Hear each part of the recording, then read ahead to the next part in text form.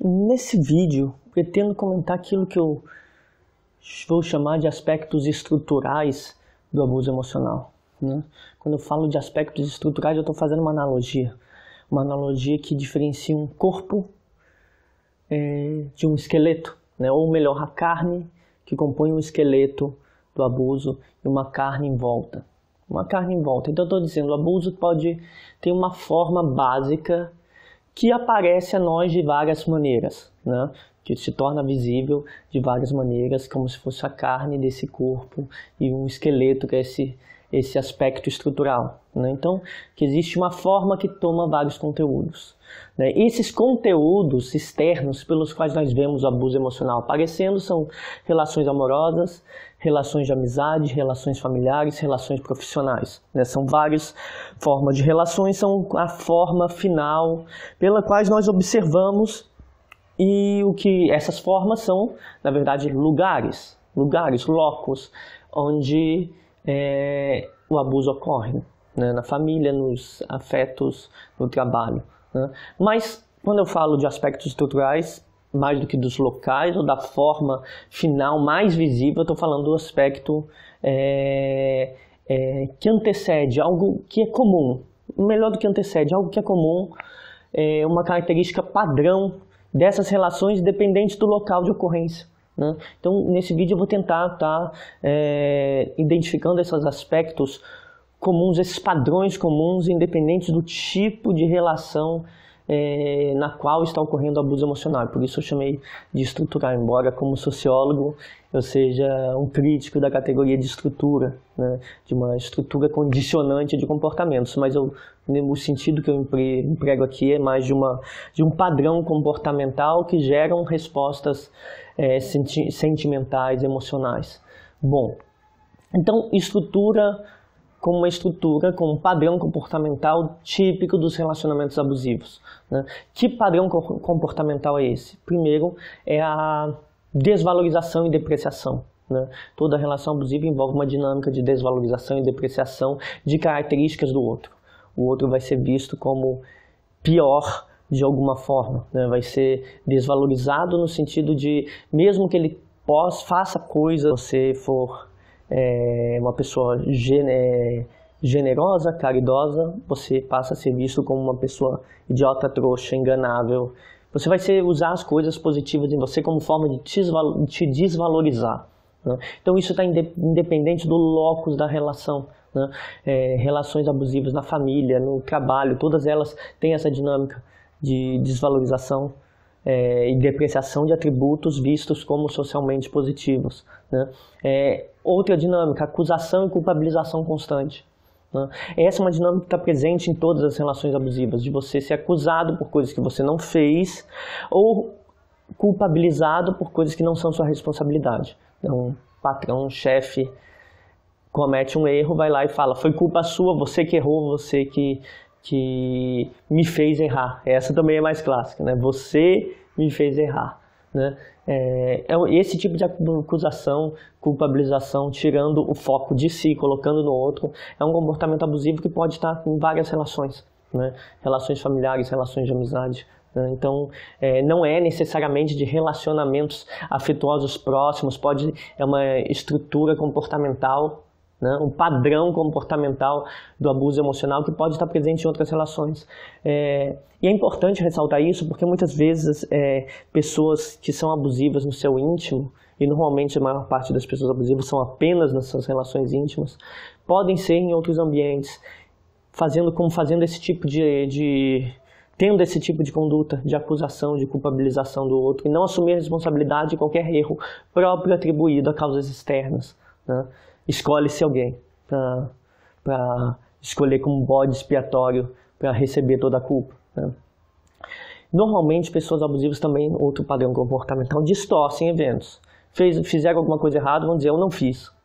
Foi você que fez, ou vão contar histórias de maneira distorcida, porque elas têm, isso é um outro aspecto bastante importante, porque depois eu vou falar em outros vídeos do aspecto interno das pessoas abusivas, o que elas pensam. Em geral, pessoas que são muito abusivas emocionalmente, elas têm visões distorcidas da realidade, porque passaram por momentos muito difíceis em alguns momentos muito difíceis na vida delas, que fizeram elas distorcerem as suas percepções por conta de inseguranças ou coisa assim. Mas uma pessoa abusiva, então, tem um outro padrão comportamental de distorção. Algo ocorre, você relata o que ocorre, não fui eu, foi você, foi alguém. Então, as histórias vão ser percebidas por elas de maneira completamente diferente, e isso causa confusão em quem se relaciona com elas, independente do tipo de relação. E por último, eu acho que um dos mais importantes, mais constantes, tal como a desvalorização e depreciação de tudo que você vê como positivo em você, um dos comportamentos mais recorrentes e mais padronizados, porque tão recorrentes, é a invalidação emocional, né?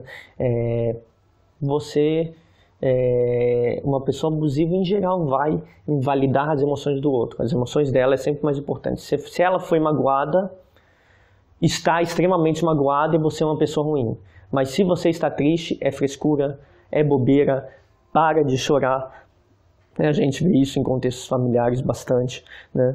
Se você está magoado por alguma coisa no trabalho, para de ficar reclamando, vai trabalhar. Se você está numa relação e está triste, uma relação amorosa, está triste por causa de algo que ocorreu, você vai se acusar de chantagear, né? Fazer chantagem emocional, porque na verdade a pessoa está não ligando, não quer saber das suas emoções, já está invalidando suas emoções, considerando suas emoções ilegítimas. Então esse é um outro traço, considerar suas emoções inválidas e ilegítimas. Então são 4 comportamentos padrões em relações abusivas que podem ajudar as pessoas a identificar quando alguém é abusivo com elas, que é a desvalorização, depreciação de aspectos que se considera positivo, acusações sem fundamento e culpabilização por coisas que não são sua responsabilidade, distorções constantes dos fenômenos e invalidação de sentimentos e invalidação emocional, né? O resultado da conjunção desses aspectos costuma ser alguns sentimentos também, sentimentos de resposta, né? Temos respostas a esses padrões, e essas respostas se manifestam em 3 sentimentos: medo, obrigação e culpa, né? Medo do que acontecerá. Se você está num relacionamento instável onde a pessoa só te acusa, você vai ter medo constante de ser novamente acusado por algo que você não sabe. Ou no trabalho, medo de ser demitido porque não se submeteu a algo, ou por familiares, medo de coisas que eles vão evocar em algum momento. Então, o medo como um aspecto presente após a ocorrência constante desses comportamentos, né? O segundo sentimento causado é de obrigação, né? Por exemplo, na família, alguém da sua família causa algum problema, você sabe que está errado, aquilo está te fazendo mal e você se sente na obrigação de resolver para essa pessoa. A gente vê isso, por exemplo, muito em relações de amizades abusivas. Por exemplo, uma amiga cria um monte de problemas com pessoas próximas, no trabalho, com o seu namorado, com a sua namorada. Aí a amiga da pessoa vai lá e tenta resgatar o quê? Ela se sente na obrigação de apaziguar a situação terrível, porque tem medo de ser acusada pela amiga de ser uma das causadoras, né? Então ela, por medo de recair sobre ela, ela começa a tentar melhorar a situação com outras pessoas, né? Então a obrigação reforça, esses sentimentos reforçam, o medo do que acontecerá se faz aceitar esse padrão comportamental nocivo. A obrigação de tentar corrigir te faz aceitar. E por último, a culpa, porque você é tão acusado, né? Você é tão desrespeitado, culpabilizado, que você realmente vai começar a se questionar: será que eu estou errado? Será que tem alguma coisa acontecendo aqui? Então, independente da situação, a gente pode ver essas características comportamentais e alguns sentimentos que uma pessoa que está numa relação abusiva, seja do nível que for, a forma que for, no local que for, vai ter como sentimentos frequentes. O medo, a obrigação e a culpa, né? Normalmente, esses aspectos, esses padrões comportamentais de desvalorização, acusação, invalidação, eles são dirigidos a alguns sentimentos específicos, alguns aspectos específicos do outro, né? São dirigidos às inseguranças do outro. Se algo machuca o outro, vai ser usado. Se a pessoa se sente feia, vai ser usada aquela insegurança, né, para desvalorizar. Se a pessoa se sente triste com um erro do passado, o erro vai ser mobilizado. Se ela estruturalmente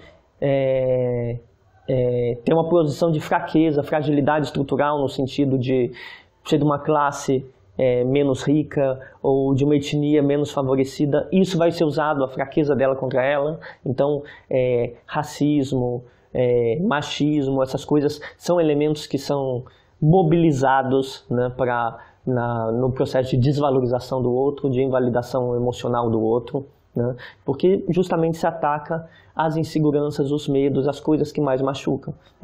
Justamente é abuso emocional, porque é um ataque às fragilidades da outra pessoa. Aliás, tem um debate sobre isso, se devemos falar de abuso emocional, né, ou se devemos falar de abuso de fraquezas, porque o abuso emocional é um abuso das vulnerabilidades do outro, né, é mobilizar as fraquezas do outro contra o outro, né, e é inclusive mobilizar as virtudes do outro, como transformá-las em fraquezas, né.